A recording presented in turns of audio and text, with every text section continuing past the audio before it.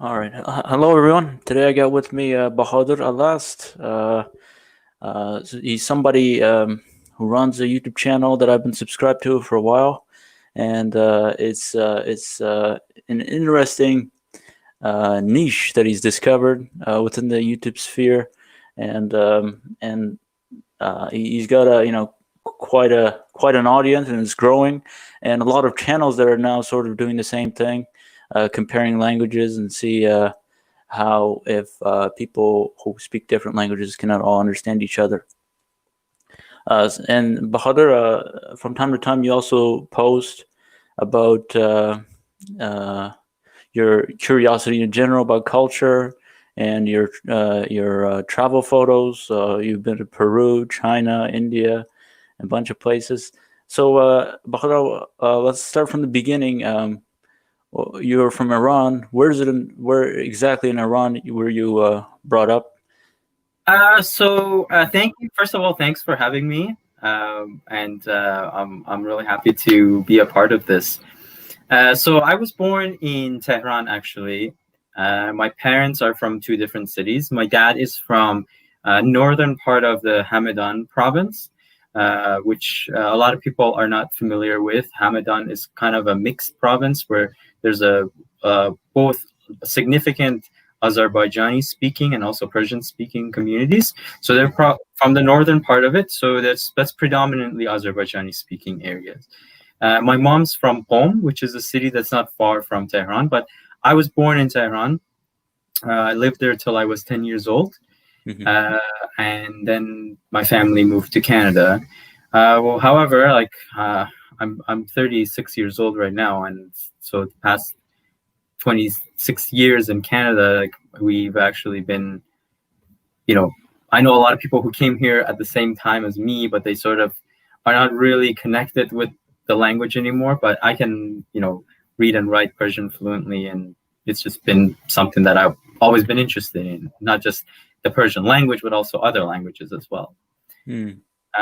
So yeah, that's sort of like just the background. So Hamadan is in the northwest of the country, right? Where exactly is Qom? Yes. Is that in the middle or? Yeah, Hamadan is sort of northwest, just south of Zanjan and Azerbaijan and those the provinces in that area. So you could kind of say it's this essential part of the northwest Iran. Qom is not far; it's just south of Tehran. It's called it's like the holy city in Iran, where a lot of the Shia clergy go to study, like to become clerics. Yeah, it's very popular in that term, like in terms of being one of the two major holy cities in Iran, with Mashhad being the other one. So that's what it's mainly known for.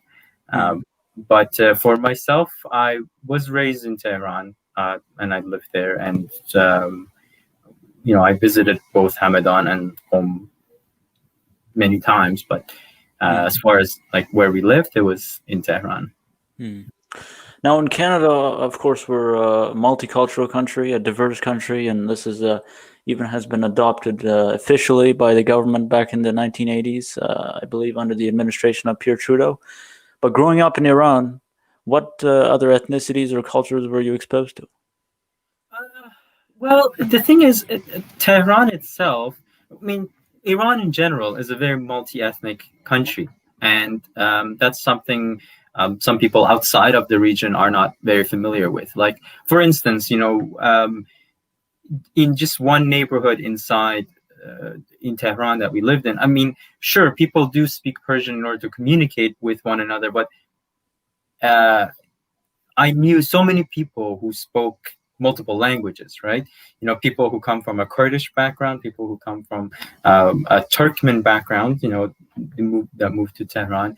There were Armenians, there were Azerbaijanis, there were people from like southern Iran. Actually, Iran actually does have a small Arab-speaking community as well. It's a very, very multi-ethnic country, but you're not really exposed to cultures from, outside of that. There are different ethnic groups inside Iran, different religious groups inside Iran, but outside of that circle, you don't really get exposed to much else. Whereas in Canada, especially in a city like Toronto, you're bound to work with, be friends with, and meet so many different people from different backgrounds, which is the reason why I initially started this channel, because as most people know, this is really just my hobby, right? Like, I have my job on the side, and I started doing this channel because it's something the idea came to me when I was traveling a lot. As you mentioned, like, I do post some of it on the YouTube community page sometimes too. The idea came to me when I was like in different countries, and I would hear certain words that I recognize, and I'm like, oh, this word, they said this, it's the same thing in Persian, it's the same thing in Turkish. Oh, they said this, they use the same word in like in Arabic, right? So I'm always like thinking, like, this is so interesting how you have different words in common, and sometimes they're loan words, sometimes they have the same root. But that's where the idea came to me. And then later, I would think to myself, I'm like, oh, like, I know so many people in Toronto, I have so many friends from different backgrounds who speak different languages. Wouldn't it be kind of cool to like just, play a game where I like give each side a bunch of words, and they say it to each other, and then they try to guess what the words are, right? So that's kind of how that started. Like, that was my I don't think I've seen it, but what was episode 1? What two languages were you comparing? First one was Persian with German, actually. Wow.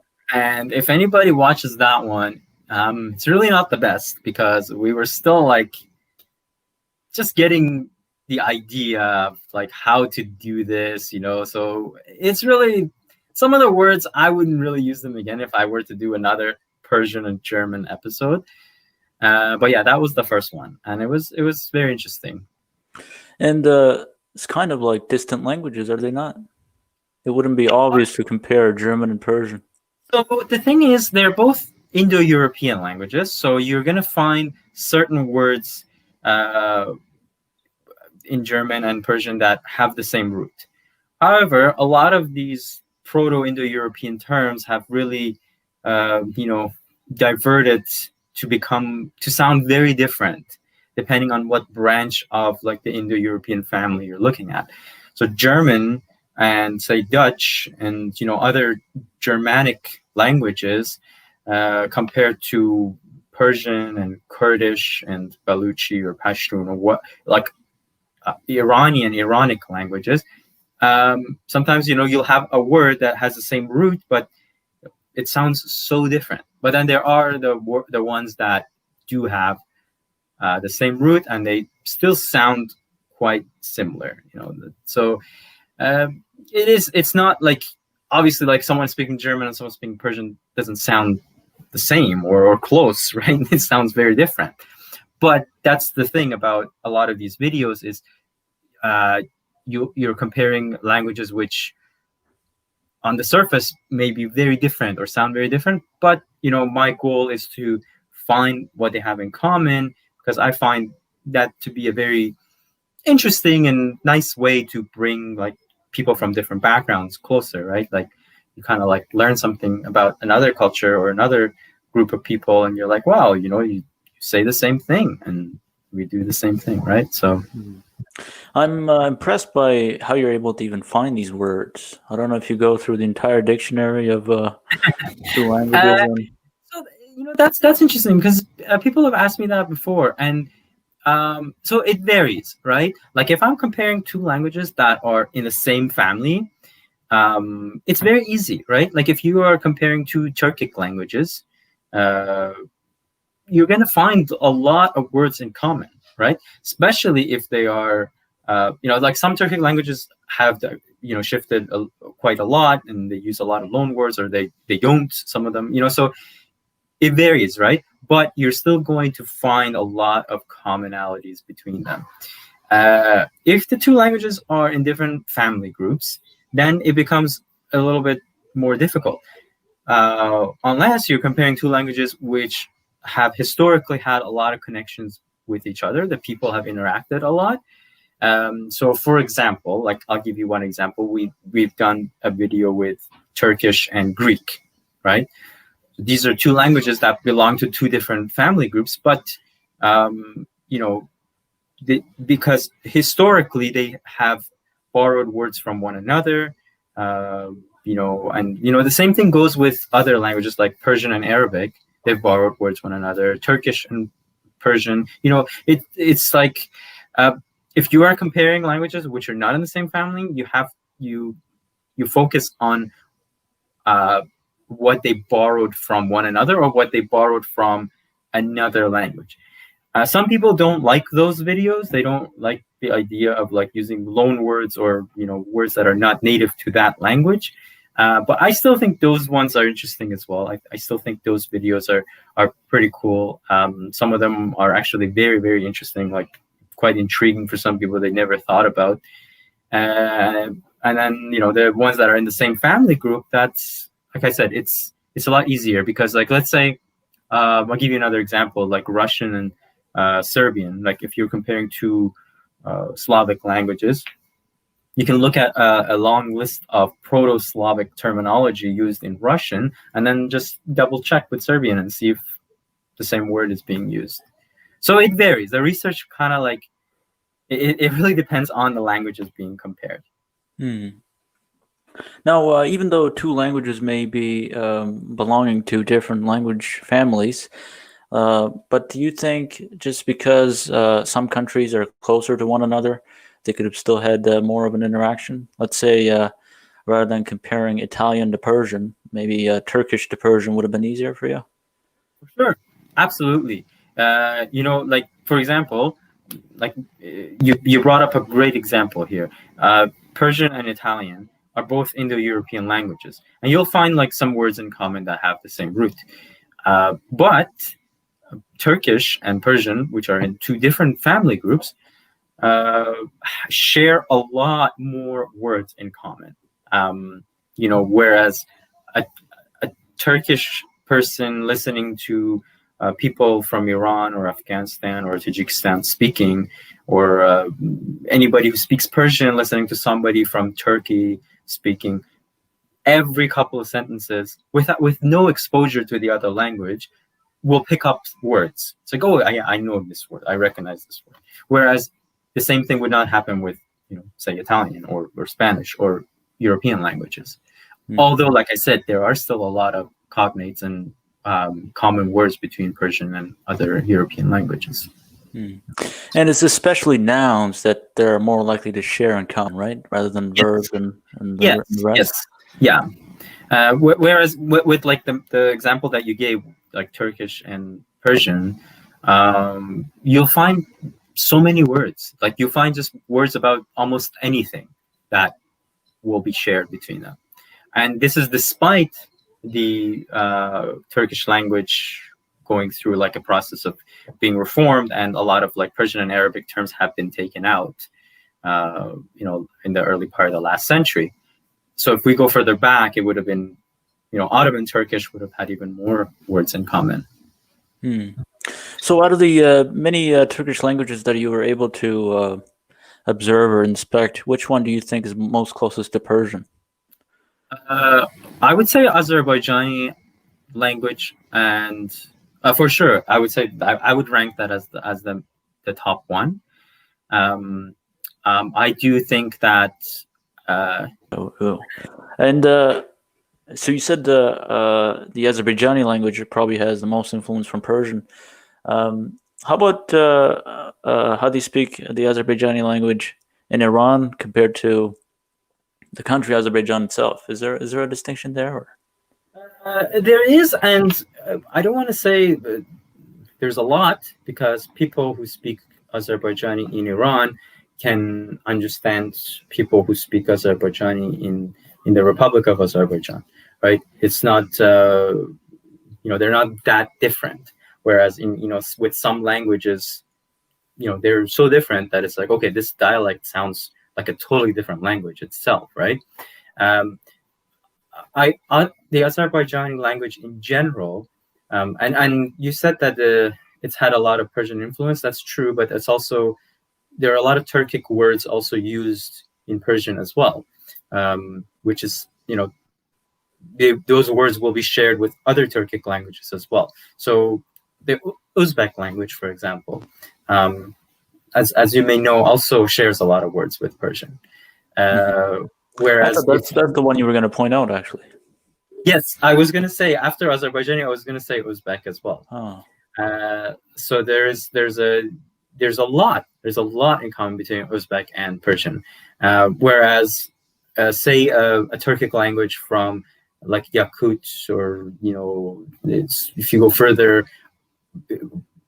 east into like Siberia and that area, those languages will have almost nothing in common with Persian, whereas they would obviously have Turkic words in common with Uzbek, Azerbaijani, with Turkish, with Kazakh and other languages.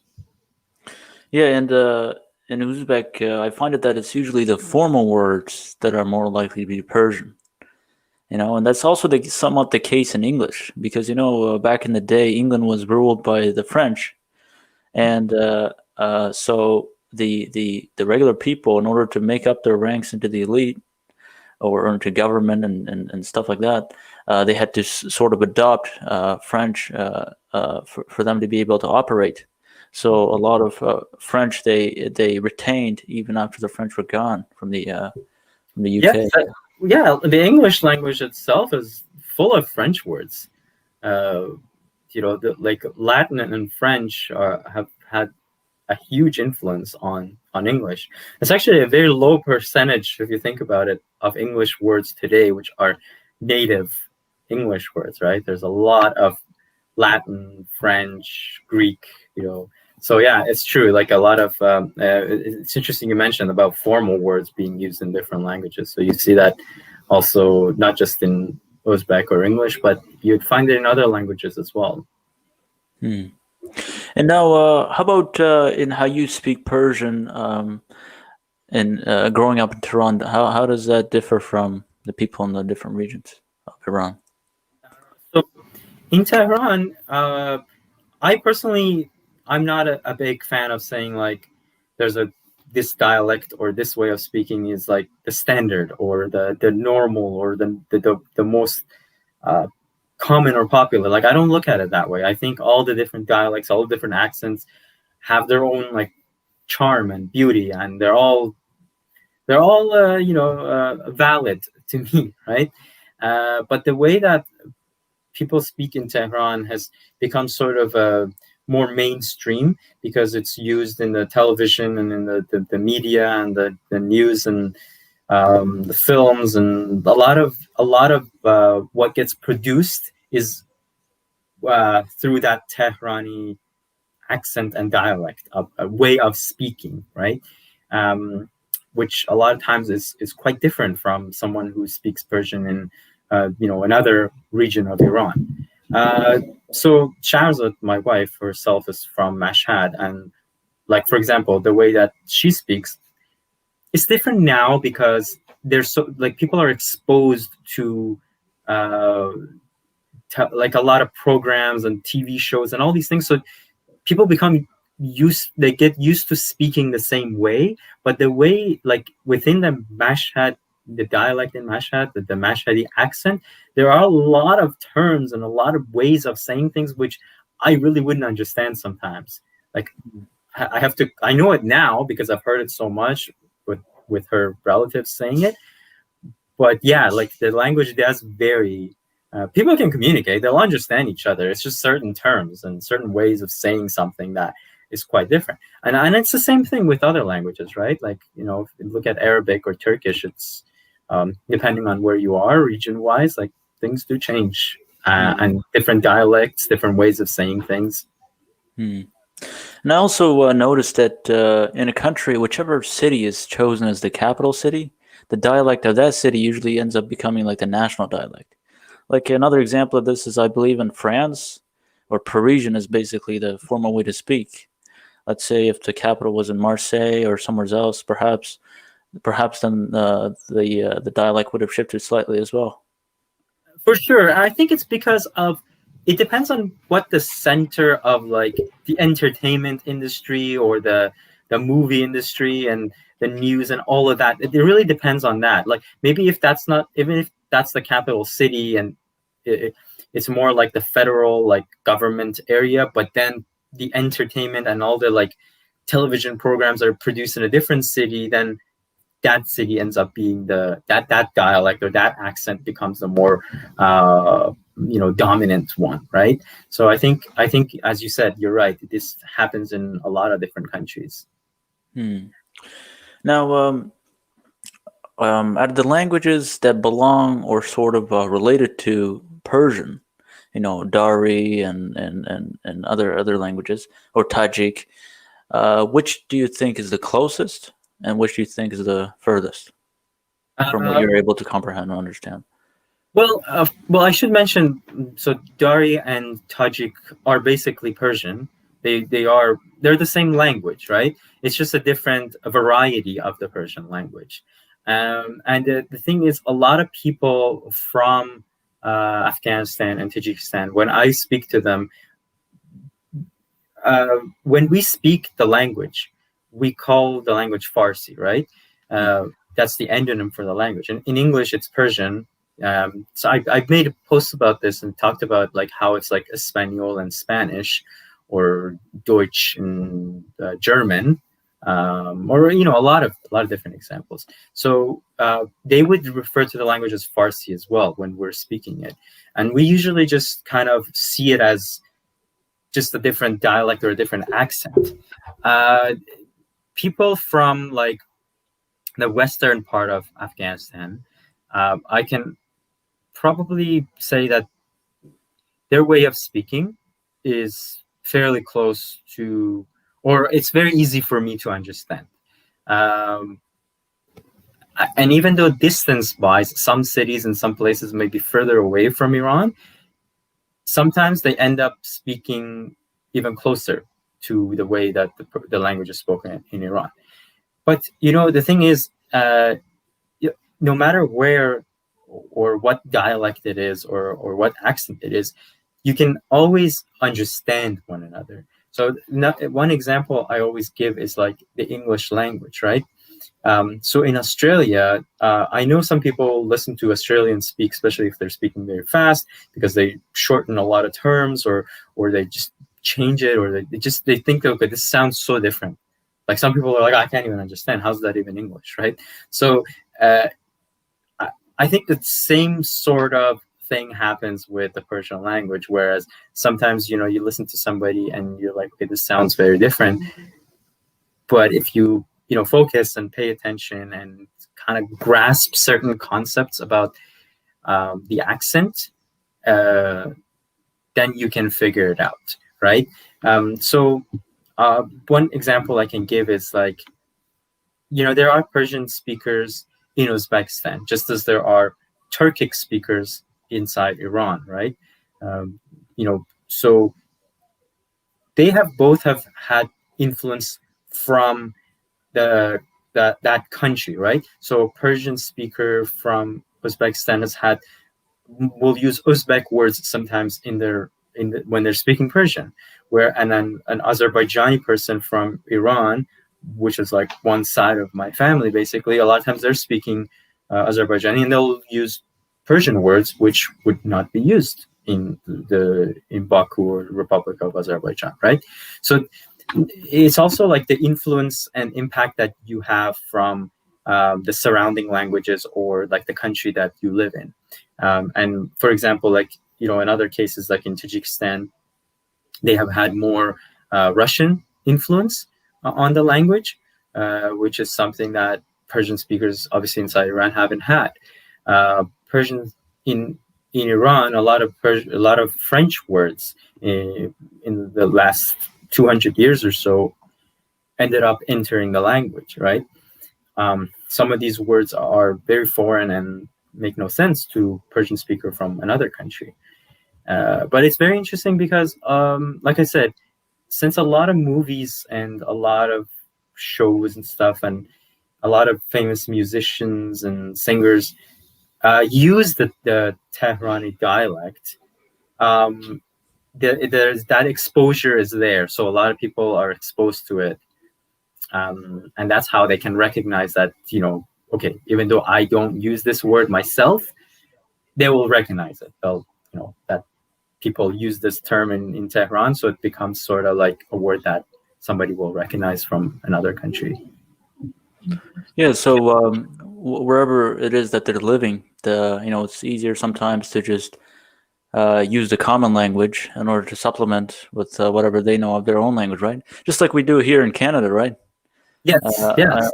I'm pretty sure you as well, and some of your friends mix in a lot of English. Absolutely, yeah. That's a great example. Like, well, in Canada or the United States, the people who are, especially second generation immigrants in immigrant families, a lot of times when they're speaking, they'll end up using words which are English, right? And it just becomes the norm, the way that they speak. And I'm sure maybe if, a few more generations and they're still speaking the language of their ancestors, maybe some of those words just become so common that it just becomes part of like a new dialect, I guess you could say. Now, I'm sure that's been a challenge with your own children. So how do you intend to make sure that they know Persian when growing up? Well, the thing is, like, I want them to be interested, right? Like, I don't want them to be forced to, read and write Persian, right? Speaking, I'm not concerned about that because we speak Persian to them all the time. And English is just, like, I didn't speak any English until I was 10 years old. And I went to school and I picked it up right away. Like, within a couple of months, I was able to, like, speak to people, and not really well, but, I was still starting to communicate. So for children who are very, very young, it's very easy. Like, even right now, like, my daughter's able to speak English, not like really well, but she's, just over 2 years old, and just from like going out to like parks and stuff and listening to people, and through like shows or programs on kids programs on television, she's picked up a lot, right? So we focus on just speaking Persian to them all the time. And not just like speaking, but we're like I want to introduce them to like poetry and a lot of literature. And I already have a little bit to Serena, but she's still very young. As far as reading and writing, like, I want to get them started, but if they have that interest, I'd like to send them to like formal classes to be able to read and write really well.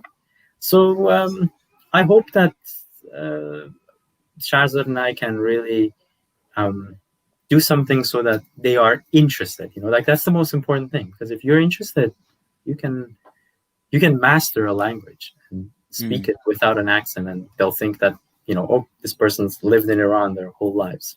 But it really seems like adolescence is like the critical stage for picking up a language, right? Like, I moved to Canada when I was only 9 years old, so I think I was lucky enough that I had an advantage compared to, let's say, if I moved here when I was 17 or something. It would have been much more difficult. And actually, at one point in time, I was working in this restaurant, and there were these brothers, and they were from Nepal, right? And one of them had come to Canada when they were like 9 years old, and the other was like 14 years old. And it's been several years since they've been in Canada, but when they speak English, you can just notice the difference, the distinction. Like the one who came here younger, almost speaks like a local. Yes, yeah.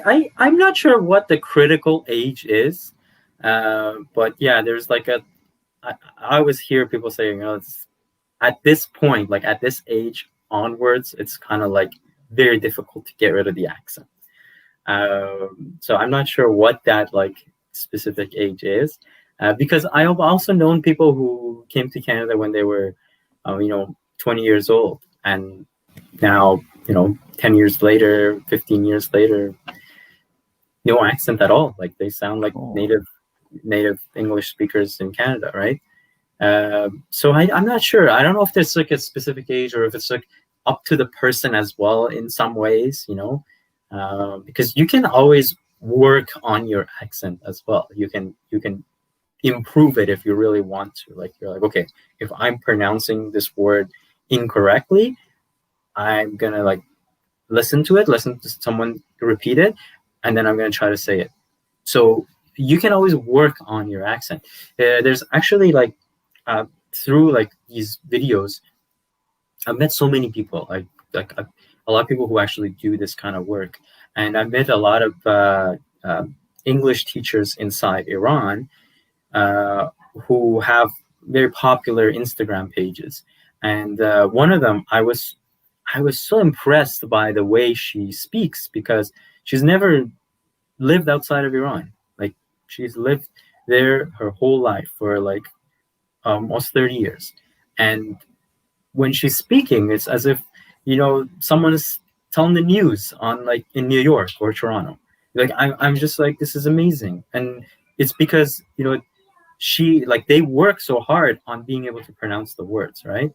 So that's why I think like it's not really necessarily at a certain age, but I think anybody can, if they want to, they can really focus on try to, work on the accent and make it better. Well, then perhaps it's the case that a lot of immigrants just don't even focus on that much, eh?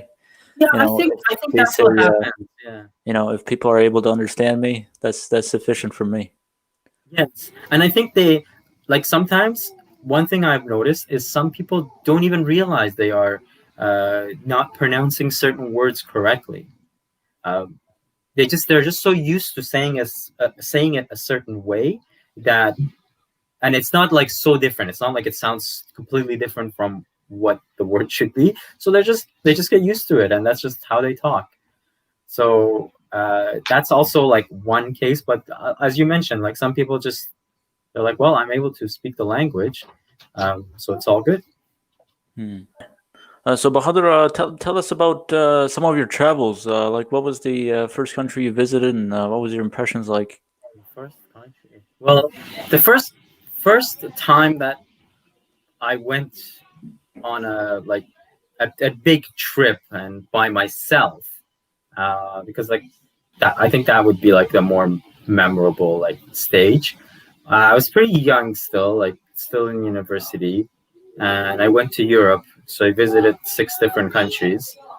That was the first time that I had like, because prior to that, like I went to Cuba and I with friends, and like it wasn't really like, it wasn't the same. It was different. So this was like the first time I went on like a big trip, like an adventure to learn, not just go and like have fun at a resort.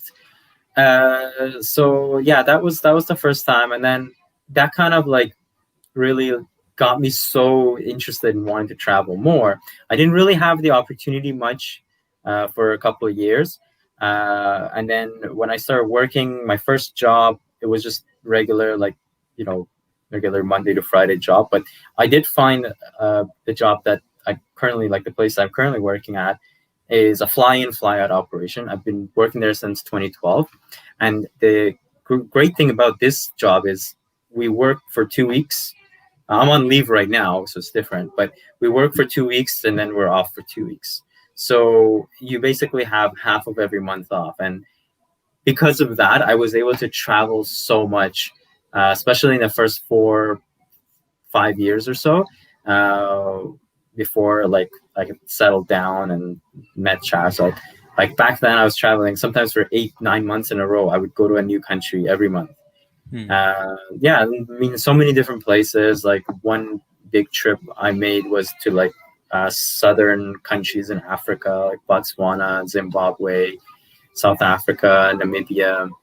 Another big trip like to South America, to Argentina, Peru, and I've mixed like a lot of major trips like this, like Southeast Asia, to like Vietnam, Cambodia. Yeah, I mean, there's so many different places, like so many countries that I had the opportunity to travel to, and it was actually, like I was saying before, it was through these travels that this idea came to my mind of, oh, this is cool, like how we can find 2 cultures or 2 nations or 2 languages have certain things in common, and that's such a nice way of like connecting them or bringing them closer together. It is interesting, as you point out, that when most people travel to Cuba or Mexico, they're not visiting Havana, they're not visiting Mexico City. They're just going to the hotel resort on the corner of the country and for a couple weeks and then leaving. They don't get to interact with the people. They don't get to visit the market. Exactly. Yeah, and I mean, like you said, most people are like that, and a lot of people don't even care. They don't know anything about the country. They're just like, oh, here's the beach and the alcohol and the food, and that's all I want. They don't really care about anything else, right? Whereas even in those countries, there's so much you can see. Like in Mexico, like I've been to Mexico twice, and both times we were staying at a resort, but we left and traveled like into the country, like got to see different cities and a lot of like the ancient history. So yeah, like even those countries that people go to, like they should use the opportunity, in my opinion, to try to explore a little bit more. And I don't know if you mind me pointing out, but I think you made a post about this too. Your work is based in the territories, right? Yes. So and that's a place that the majority of Canadians don't ever get to visit. Yes, it's a place that a lot of Canadians don't even know anything about, right? Like, so the north, like there are 3 territories in Canada, Nunavut, Northwest Territories, and Yukon, with a very, very, very small population, all of them, but a massive territory. Like they're huge. So the place I work in the Northwest Territories, it's called the Caddy Diamond Mine, and it's located over 350 kilometers north of Yellowknife. And for people who don't know, Yellowknife is the capital of the Northwest Territories, which is relatively speaking, compared to other cities, it's very small. But yeah, that's just to show you how far north it is, and that's why the jobs are fly in, fly out. Like we basically stay there for 2 weeks and then we're off for 2 weeks. Yeah, because there are not even highways paved there, right? No, there are winter roads. In the winter, there's the ice road, yeah, but there are no actual roads. Yeah. So they basically build, like in the winter where all the lakes are frozen, they will build like an ice road for certain trucks to be able to bring equipment. But throughout the year, everything has to be flown in, like in the summertime. Do you notice that in the prices if you were able to shop while you were there? I don't, because we stay in the camp and everything's provided for us, right? So it's almost like just the company covers everything, like your food and your accommodation and everything that you need, right? So I don't know, but I haven't dealt with it, but I know based on like having been to Yellowknife a few times, how expensive things are. Yeah, so the prices are much higher than they are in other parts of Canada. What's the impression you draw from a place like Yellowknife? Is it like majority Indigenous or? It's kind of, Yellowknife has become a very diverse place. Actually, it's quite interesting because a lot of recent like immigrants who are looking for work and they can't find jobs in like the other major cities in Canada, they'll go up there, and the wages are higher. Especially if like you don't have any family anywhere in Canada and you just come here, you're like, well, why not? Why wouldn't I go up there? I can make more money doing the same thing that I would be doing in Vancouver or Toronto. And, you get government, like certain incentives for living in the North. So it's, that's why it has attracted a large community of new immigrants. But yes, there's a very significant Indigenous population in Yellowknife, and of course all of the Northwest Territories. Like I've seen pictures of Iqaluit and some of their street signs. It's not in English or French. It's in Inuktitut. Yes, you see some of that in the Northwest Territories, or no? You see that? Yes, you see that in the Northwest Territories as well. Not as much. Whereas like in Iqaluit, it's there are more like the indigenous population is a lot more significant over there. But yes, definitely, you see it in the Northwest Territories as well. You'll see both. You'll see both languages. Now, it'd be quite a challenge, but do you think it would be at all possible to try and incorporate some of these indigenous languages into your channel? I would really love to. I actually, so our company, part of like the agreement with the Northwest Territories is they have to hire a certain number of indigenous people. So obviously, like I have a lot of coworkers who are First Nations, and I've spoken to some of them about it. The ones I know, they're not. The thing about doing these videos is I want people who take part to be very interested. Like I want and now the ones that we're doing right now, it's always with people who reach out to me and they say like, I volunteer for this, and I have so many that I really can't even like get through the list of people who have reached out. But the thing is, I would really love to feature some of Canada's native languages. I just want the participants to really be interested and be really up for it, right? Like I don't want them to feel forced or feel pressured to do it. But yes, absolutely. Like that's something that it's been on my mind for a while. And I guess it'd be really difficult to compare them to any of the languages that you've already done, right? It would be divided by the ocean. Yes, it would be. They are different. Some people have thrown in a lot of ideas for me. Like, for example, like someone was saying you should compare like a native language is spoken in Alaska and in the territories to some of the Turkic languages in Siberia.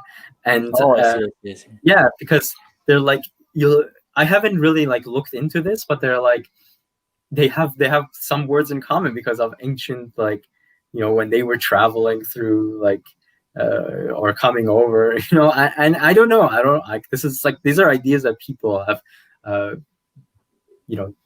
given me, like, oh, you should do this. I've never really like got the chance to really study it or do research on it. But I think that for comparison purposes, it would have to be with other native languages. It'll be very difficult to make comparisons to like languages outside of the indigenous communities. Yeah, I mean, but if you were to do what they suggested, that would have been, uncharted territory. It would be very, very, very interesting and very unique. Yeah, you would make discoveries that nobody expected. Yes. If I can find a good list of like terminology between, a Turkic language from Siberia and the indigenous language from one of the territories in Canada, I would be so impressed with myself if I can actually like put something together like that. It would be so interesting too, right? So, but yeah, I would definitely plan on it in the future to feature native languages of Canada. I just not sure when or how we would go about doing it. So now, Bahadur, on your channel, sometimes you create the conditions in which people of different nations could come together, and sometimes it could be between nations that are in conflict with one another. And sometimes, the conflict really takes off in the comment section. So how do you address those emotions? Yes. So the thing is, like when I put these videos together, I want the people who are taking part and people who are watching to put aside like political differences or whatever. Like if it's conflicts like based on nationality or religion or whatever, just put that aside for a second and just like focus on it on a human level as like two people who come from different backgrounds, but they have these things in common, whereas their political leaders or the majority of people even within their communities or in nations hate one another or have problems with one another. So I'm hoping that this can help to, in a way, reduce all of that. And sometimes it's not necessarily people at war, but there are tensions between a lot of neighboring countries. Obviously, like you would know, in a lot of different countries in the Middle East, or even like Central Asia, or everywhere. You really, like, I don't want to focus on like certain parts of the world, but everywhere in the world, really, you'll find like there are tensions between a lot of neighboring countries and neighboring nations and groups of people. So it's more about like finding something that's like in common between us and focusing on that. And one thing that you mentioned that is like you could look at this as being very detrimental to what I'm doing, is because people come and they just ruin it with all the fighting and the arguing and the waste of time, like over nonsense. I don't have the time to go through everything and read these comments, but like obviously, like sometimes there's just so much that you're looking at stuff and you're like, okay, these people have been fighting for weeks. They're like arguing back and forth, and they over what? Like I was trying to say something positive or convey a positive message in this video, and here are these people arguing over like absolute nonsense, really, to me. So yeah, that is kind of challenging to have to deal with that stuff. But I don't like to censor people, unless they are insulting people in the the video, and I come across that or whatever, like I would definitely remove that. But if people are just arguing, like I don't really have the time to go through and see what they're arguing about, right? So I just thinking to myself, like, why are they doing this? Like, why are they wasting their time doing this? And one thing, like, I really want to mention, like, you understand this, like in Canada or in the US or any Western country, whether like we are from like Iran or Turkey or Iraq or Egypt or like Uzbekistan, Tajikistan or whatever, a lot of people don't even like really see people as different.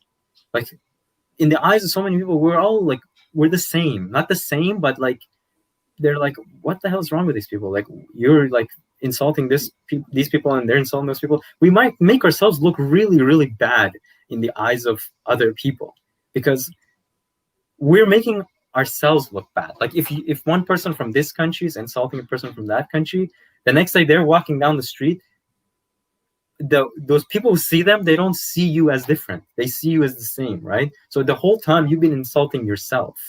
Like I don't really know how to like express this, but you understand, like in Canada, like they don't really think that like, oh, you're different because you're from here or from there, right? Mm-hmm. So I think like we have to play a role in like creating a positive image about everybody from Central Asia to Middle East to North Africa, wherever. Like I'm talking about places where like maybe like because of certain stereotypes or whatever, people might have a negative image of, right? Not constantly fight and try to make somebody who lives in a neighboring country look bad, or I don't know what people are trying to do. Like I really don't get these like fights and arguments, but to me it's just it's such a waste of time and energy, and like it's just so pathetic. Like I really don't get it. Yeah, like back in Central Asia, the Uzbeks may have certain prejudices towards Tajiks and vice versa, or towards Kazakhs and vice versa.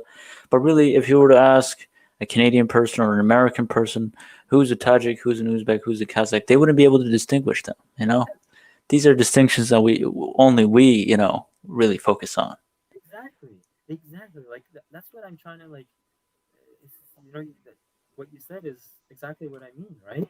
Like the same thing with like someone from Iran or someone from Iraq or Syria or Egypt or like Turkey or whatever. Even though a lot of very, very nationalistic people may want to like say like, oh, we're so different or this or whatever, right?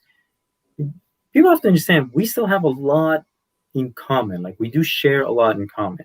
Yes, we have distinct cultures and languages and certain traditions that are unique to us and that makes us different, but we have so much in common. And like exactly as you said, like the average person in Canada or the US, can't really distinguish. Right? It's just like, oh, you're all the same, right? Like they don't really like, they can't tell that you're different, right? So I think like not only here, because like I think in Canada, people like from different backgrounds tend to get along a lot better than if they were back home, like in their native country or their parents' country or whatever.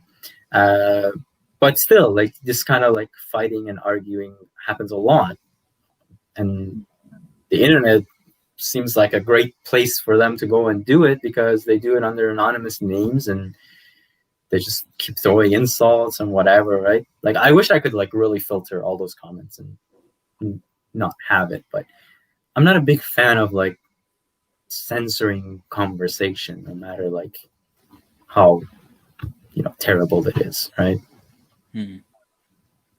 So I want to give people like the freedom to be able to like converse, like not be like, okay, you said this, I'm gonna delete it.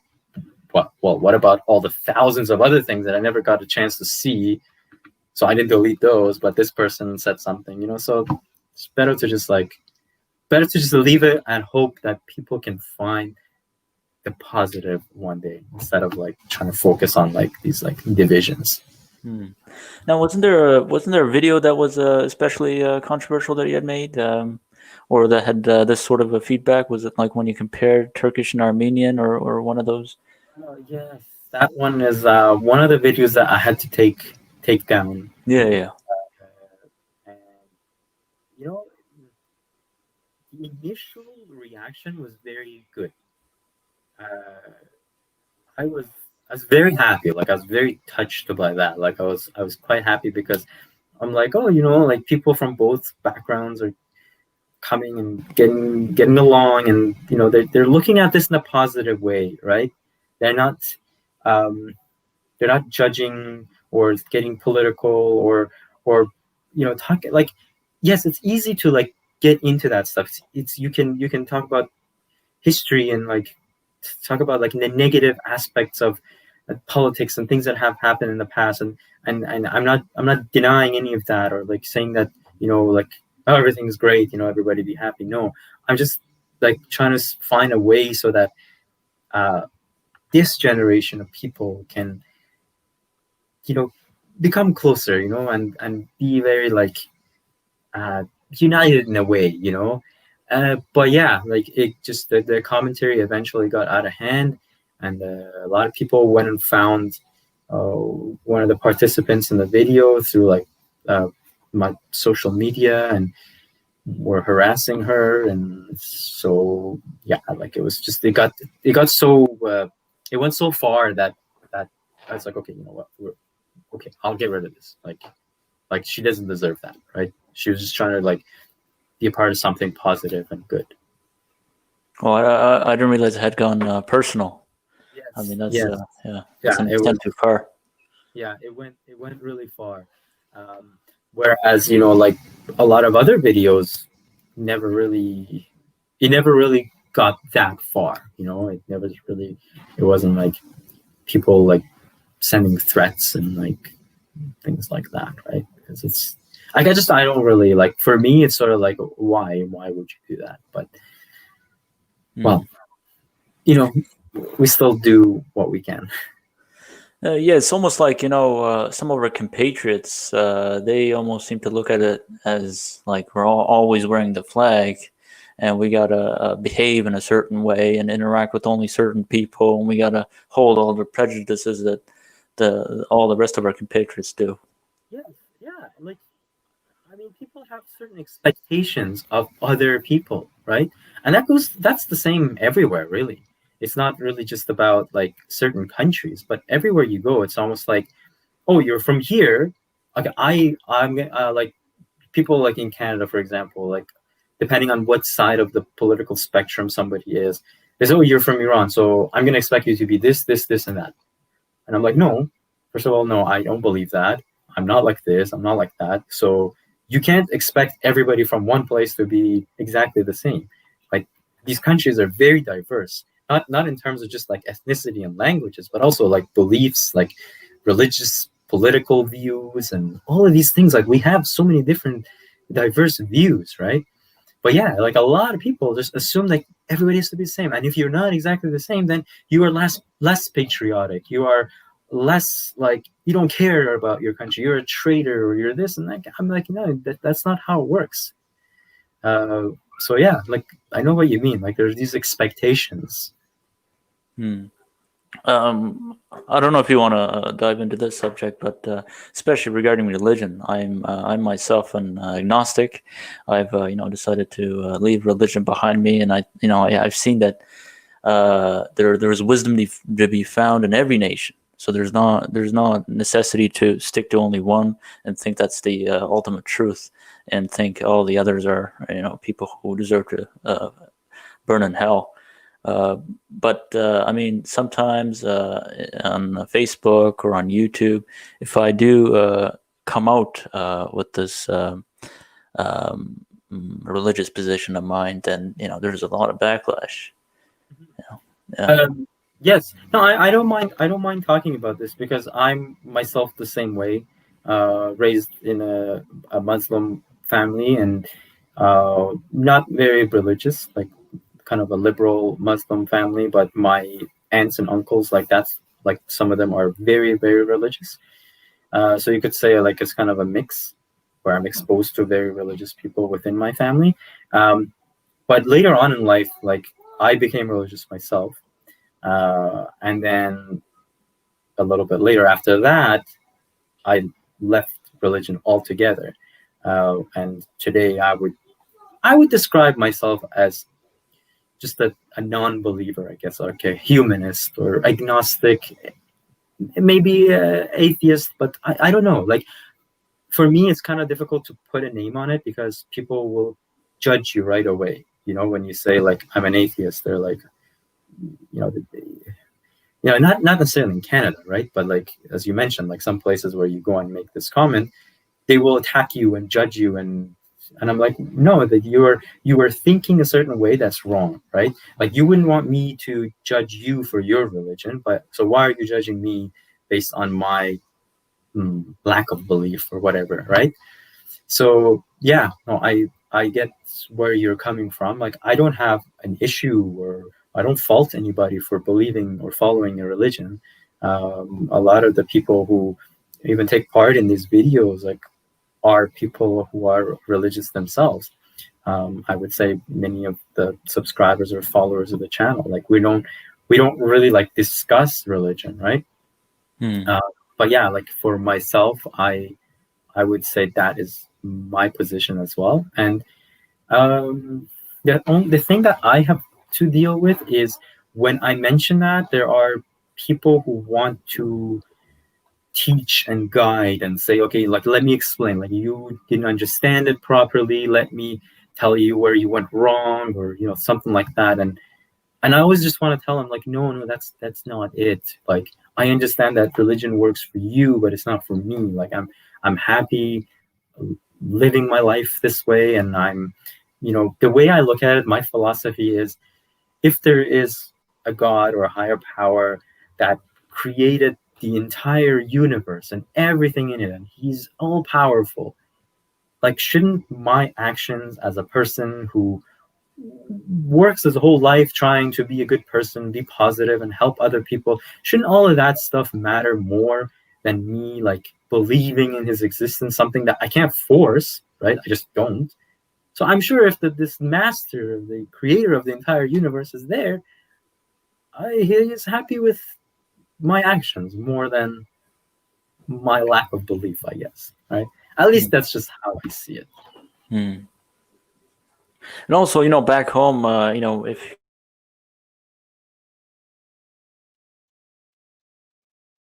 another person has, plus they're a Muslim, as if it's some type of a bonus. But really, people,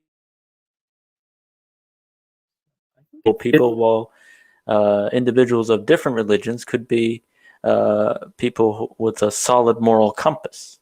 That's I guess what I've sort of come to realize, and then I started to investigate about religions that did not derive from the Middle East, but religions that were perhaps in Central Asia all along, and that may be something we share in common, Bahadur. Yes.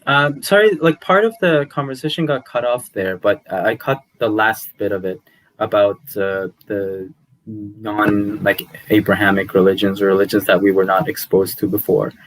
And it's true. Yes, like if you go further back in time and if you study history, there are religions that have gone extinct, like which were major religions before.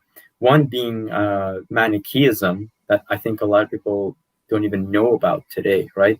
Like Manichaeism used to spread from like in Central Asia, parts of like China, all the way to Europe, right? And today it doesn't exist at all, right? And this was just, you know, the religion existed after Islam as well. Like it was at one point it was a very popular religion, right? You know, if we go back, you know, there are religions that are very small in numbers now, but were pretty major before, like Zoroastrianism being a major religion that was quite common among not just the people of present-day country of Iran, but throughout the Iranian populations and other groups of people in Central Asia and the Middle East and other parts of the region. But yeah, like when you study all these different religions, you kind of like get a better understanding of different events and different historical like events could have totally changed the entire like, you know, the entire like shape of the world right now, like in terms of like how people's beliefs.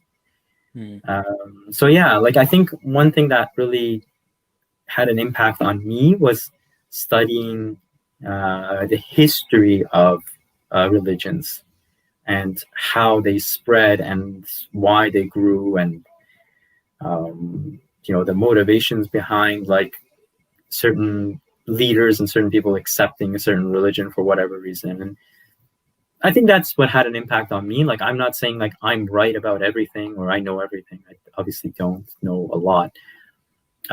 But as far as where I stand on the subject, I think what I would want is for people who are, you know, believers of a religion or non-believers to just all be able to respect each other as humans. Like we don't have to agree or believe that this person's religion is correct or, you know, that everything is great about it. No, you just respect the person as a human being. That's what I would want.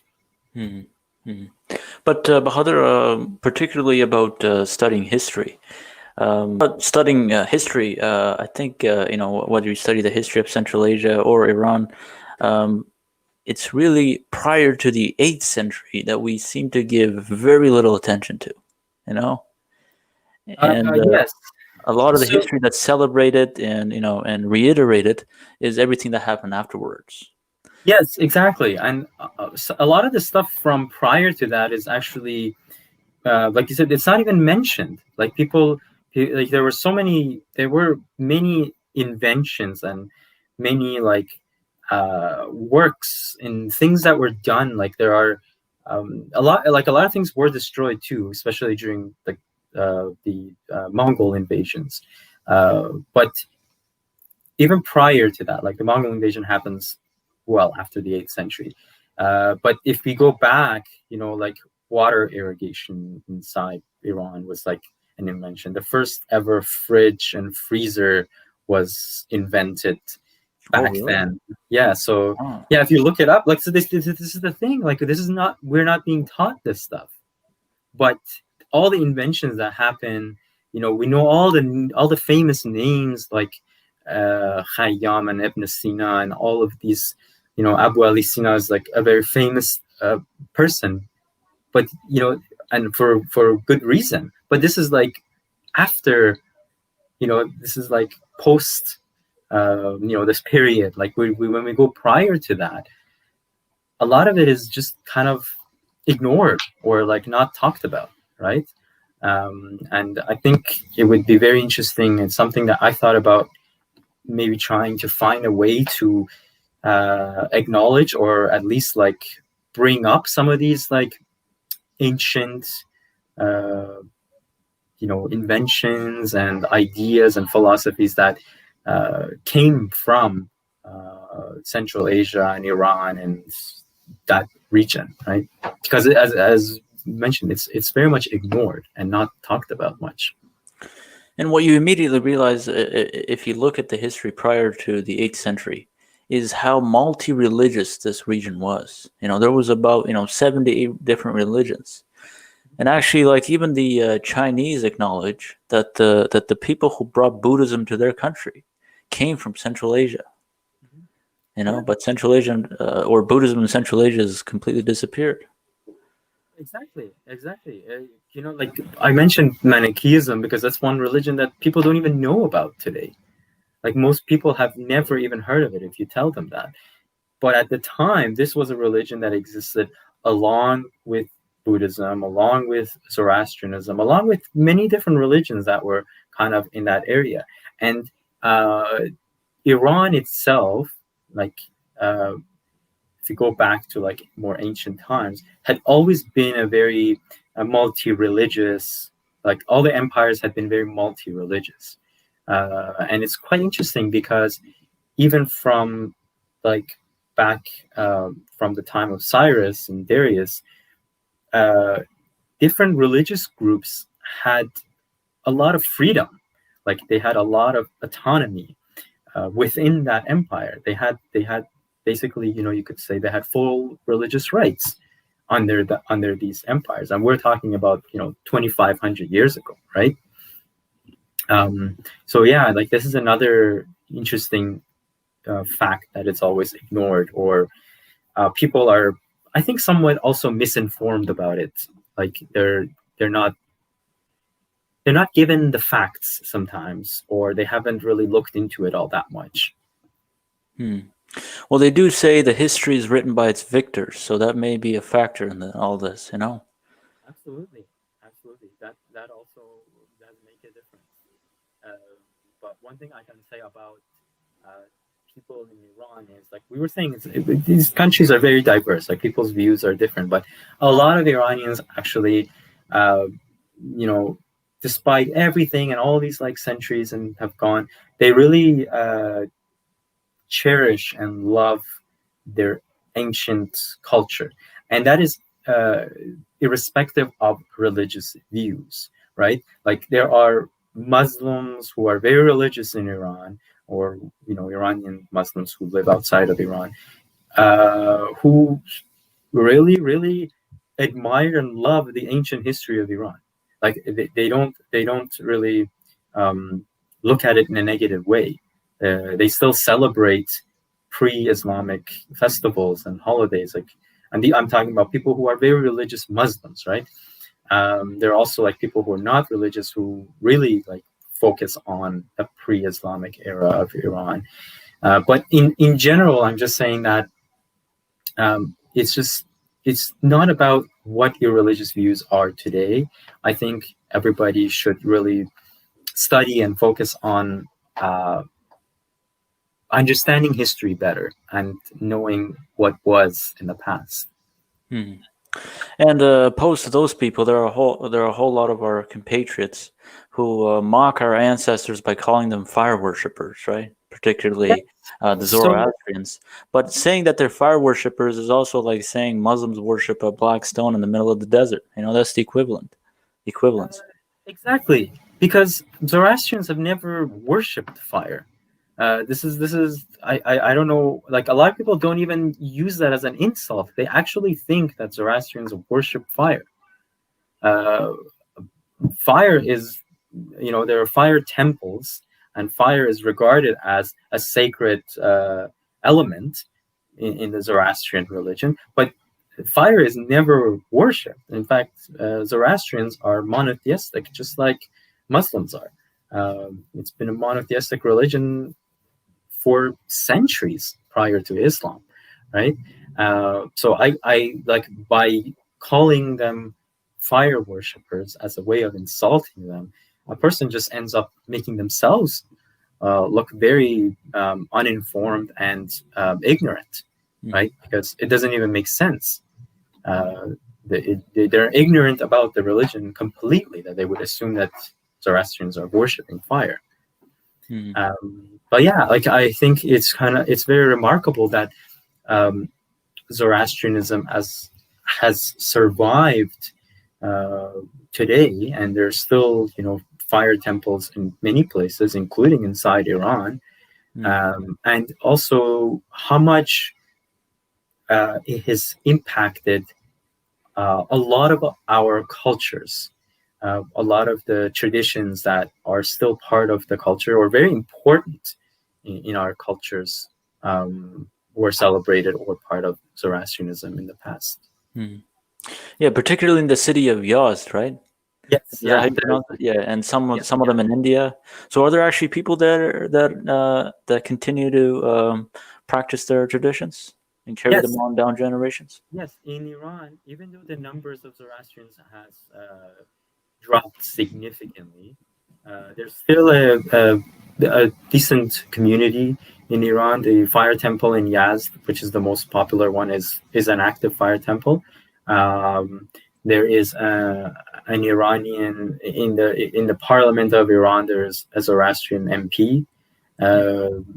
So, although their rights, they deserve a lot more rights, in my opinion, and they're not really equal citizens. The situation is not as bad as some people think. And I believe that in the future, under different circumstances, the situation can even improve and be better. And, hopefully their community's size can grow as well. But for the people of Iran, I would say the majority of the people, I'm not talking about everyone, but maybe I can say a lot, right? Like I don't want to say majority, but because there are people who disrespect it and are against it. But a lot of Iranian people today not only respect Zoroastrianism, but they consider it to be part of their identity and their culture. So I think that's a very significant positive change, because like I said before, I'm not the type of person who would want people, you should convert to this religion, that religion. No, I think that we should, regardless of what our religious views are, acknowledge and understand and learn about our history and the past, and have respect for it. And, those traditions, consider them to be important, because they are, right? So that's what I would love to see more of in the future. It would just you just got to praise those people for their resilience, that against all this resistance, they were still able to retain their tradition. Yes, I think it's remarkable, actually, because we're talking about many, many, many centuries where so many have left, so many fled, so many converted, so many felt pressure to leave the Zoroastrian religion, but yet there's still like this significant community that has retained it and is still practicing the religion. So I think that's really remarkable, like to see that. And I believe you said in one of your comments that you had also encountered some of the Parsi people from India. Yes, when I was in India, actually, yes, I did. The thing about the Parsi community in India is they've preserved their culture, their religion. They preserved a lot of the traditions. However, all the Parsis that I met, not a single one of them spoke Persian, even though they are very proud of their ancestors coming from Iran, and they love a lot of things about Iran, and many of them said they would love to visit Iran one day, but none of them actually spoke Persian, which I thought was quite tragic, if you ask me. I think that's language is a very important thing to try to maintain and preserve. However, it's still very interesting and great to see that they've maintained so much of the culture and the traditions. Yeah, well, there's a worldwide trend of a reduction in languages, eh? As more people are connected to the internet, they find less need for there to be multiple languages when they can communicate in only one. Yeah, exactly. Because the with English being the international language, a lot of people, like we see it here in Canada, obviously, like people who are born to parents, one parent spoke this language, another parent spoke this other language, start communicating in English, they end up having 2, 3 kids, and none of the kids learn anything other than English, right? And then that's it. So because they just don't see the necessity, right? But I think like for me, the Persian language and the Iranian culture and all of that is something that I love, and something that is part of who I am and my identity, that I love to pass on to my children and obviously anybody in the world who's interested. But I really don't look at it as being better or superior. I think all languages and all cultures have their beauty, and they're all very great. And people who are part of those nations and who speak those languages should be very happy about them. Should pass them on. Should preserve them. Right. It's just that the Persian language and the Iranian culture is part of my culture, right? It's part of what I know. Yeah, regarding your channel, any ideas that you were thinking up? Well, perhaps you would be hesitant to share it now, but any different terms that you're thinking about taking in the channel, or are you going to keep going with comparing languages and the way you're doing? Well, I'll definitely keep this going. Since we've started doing videos online now, I think it opens up the opportunity to branch out and find some of the less known languages in the world, especially endangered languages. If I can find people who speak a language that is spoken by a small community of less than 1,000 people, that would be great to feature. But another thing, once things are back to normal, and this is something I was planning earlier in the year before the whole pandemic, I wanted to organize more cultural similarities.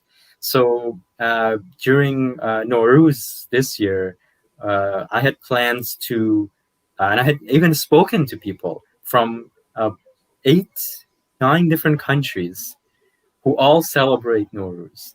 And we were planning to all get together and basically share the similar ways and the different ideas and stuff that we kind of implement in the way we celebrate this festival. But obviously that didn't happen because, because of the whole pandemic, we couldn't really do it, right? But that's something that I'm thinking about in the future. Finding certain cultural similarities that we can focus on. Would it be in a discussion format? Is that what you guys are considering, or? I think yes, discussing it, but also bringing items to show and say, for example, we do this, or we have this, we set up this table and we do this kind of dance, or we do this kind of we have this tradition, or things like this, right? I haven't really thought about it much in detail when it comes to other kind of cultural events or ideas, but for Nowruz, I had so many things in mind that we could have talked about and discussed and shown, but we'll see. I mean, in the future, once things are the circumstances are different again. Yeah, hopefully we go back to normal in the future. But you guys make what is it called? Samanak in Iran? We have so we it's interesting you brought that up, because in the video we made with people from Afghanistan, and we talked about Nowruz in Tajikistan, Afghanistan, and Iran, because we were talking about countries where the Persian language has official status. And so what we do, and there are also traditions depending on which part of Iran you are, right? But the most common one is the Hafsin table, where we have 7 items that start with the letter S, sin, and that is like the main item, the main thing that you will see about how Nowruz is celebrated in Iran. So like we actually made a video about this like 2 years ago on the same channel, and it's kind of like went through what each of these items represent and what they symbolize, which is sort of similar but very different from what some other nations do when they celebrate Nowruz. Because that's something that I was researching and talking to different people when we're planning this, and they were telling me like, no, we don't do it like this, we do something different. And I think that's the kind of stuff that would be very interesting if people like get together and they just like talk about it, because it's the same festival. We're celebrating the same festival. It's the first day of spring. It's something that is in common, yet there are different ways of doing it. Now, Bahadur, I apologize for jumping back and forth between topics, but one thing I forgot to ask you about was regarding different languages that are Persian in nature. Do you find it interesting, like how in Tajik they use completely different script than you guys do? Yes. And do you ever give it an attempt at that? I'm actually for that reason, I've started to learn how to read Cyrillic so that I can read Tajik. Not because of Russian or whatever. I wanted to, like, for my interest, to be able to read Tajik and to be able to communicate better with people from Tajikistan or Tajik people in general who use the Cyrillic script. For that reason, I started to like learn it, and it's not very complicated for anybody who's like watching and thinking about it. If you can read the Latin script, it's not that complicated. You just have to know the ones that certain letters are different. They're the same, but they mean something different. Or anyways, but yeah, it's very interesting because it's the same language, and it's very cool when you start reading it. And you're like, oh, like it looks so different, but I'm like able to read what it says and understand it. So yeah, it is interesting that it's the same language, everything's the same, but just written differently. Yeah, similar in our case. I believe Uyghur may be the closest, or one of the closest Turkish languages to Uzbek, and they use the Arabic script. Yes, I was gonna say, and I guess Ottoman Turkish. The Turkish during Ottoman times was using that script as well, right? So if you read there are so like, for example, like the Azerbaijani people inside Iran will use the same script as Persian and Arabic to write the language. So yeah, it's kind of like someone from the Republic of Azerbaijan reading it. It's kind of the same thing. It's like if you're able to read it, you can understand it, right? It's just like learning to read the language. Does the original script of Persian interest you at all? Absolutely. I made a post on Instagram about this. So what a lot of people don't know, like there was Old Persian, and the script that was used at the time is the cuneiform, right? Like it's like ancient like script. And for some people that looks so strange and like, wow, like I can never figure this out. But I made a post about what each one symbolizes. And if people look at the ancient like seals and ancient like tablets and some of these like very, very ancient stuff that's still like in Iran and some other countries too, you can actually read them if you like kind of go letter by letter. And I elaborated a lot more in that post. So yeah, for sure it interests me. I just don't think I would really have the time to really like focus on learning it, right? Like but I have like paid attention to it and tried to like at least get a grasp of how it worked and how it functioned. And then there's the Middle Persian, which used a text or a script that was also derived from Aramaic. And that was different. Like, obviously, it's different from Old Persian. So the Middle Persian language of Pahlavi was written in that, using that script. And the interesting thing about the change of script for the Persian language, this is also something that many people are misinformed about, or they don't really know the history. They just, the way they see it is, okay, the Arabs invaded Persia and they changed the script. Well, that's not really what happened. The Arabic language became like the very, very dominant language at the time. It was sort of like, the way we see like English today, right? It was very, especially in that lingua region. franca, right? It was the lingua franca in a huge part of the world. So the same way that a lot of languages in the 20th century switched to the Latin script because it was convenient and better to do so for many different reasons, it was native Iranian people themselves who actually changed the script, because the Middle Persian Pahlavi script was still being used for a couple of centuries after Islam. It did not just go extinct, but the native Iranian dynasties that basically took power of what is like present day Iran right now, and parts of like Central Asia, they were the ones who chose to change the script.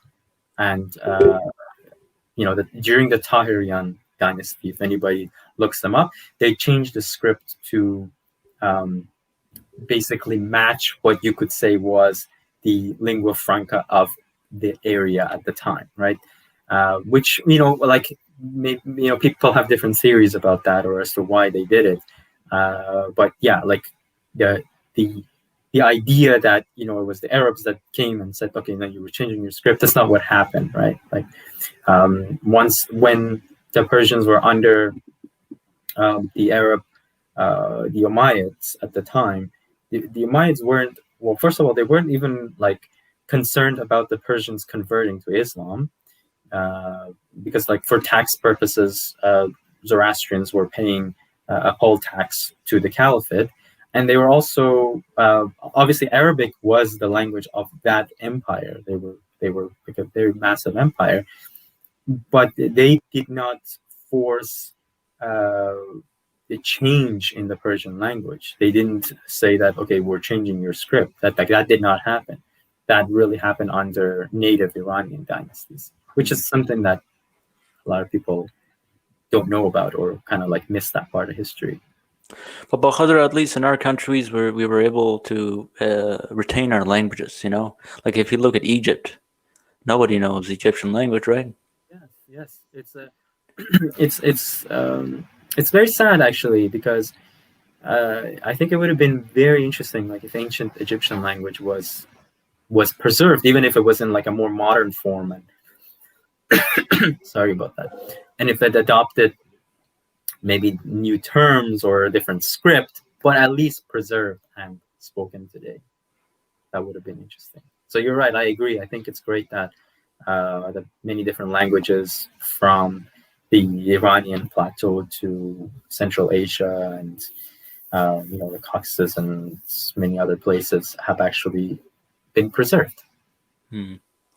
All right, Bahador, thanks for your time. I'll put a link to your YouTube channel and maybe your Instagram page. Are you using any other social media? I use Facebook, but I use Instagram a lot more. So I would prefer Instagram if somebody wants to reach out to me. My response will be a lot quicker than it would be on Facebook. So yeah, Instagram and YouTube. If you want to reach out, people can find me on Instagram.